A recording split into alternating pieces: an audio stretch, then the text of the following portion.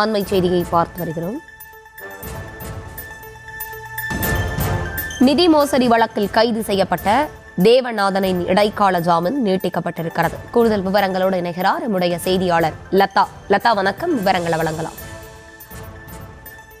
சென்னை மயிலாப்பூரில் செயல்பட்டு வந்த தி மயிலாப்பூர் இந்து பெர்மனன்ட் ஃபண்ட் நிதி நிறுவனத்தில் முதலீடு செய்து 100க்கும் மேற்பட்ட முதலீட்டாளர்களும் பல கோடி ரூபாய் மோசடி செய்ததாக நிதி நிறுவனத்தின் இயக்குநர் தேவநாதன் உட்பட 6 பேரை சென்னை பொருளாதார குற்றப்பிரிவு காவல்துறை கைது செய்தது.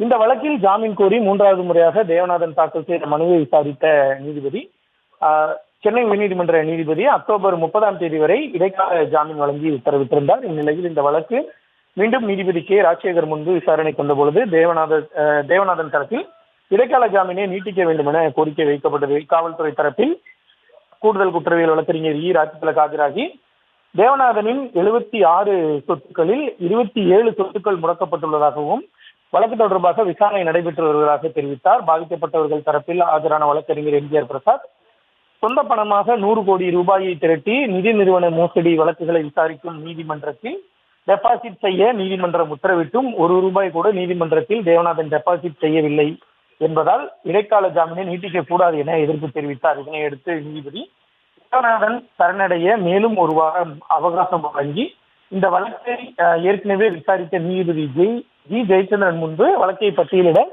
பதிவுத்துறைக்கு உத்தரவிட்டு வழக்கினுடைய விசாரணையை நவம்பர் 7ஆம் தேதிக்கு ஒத்திவைத்தார்.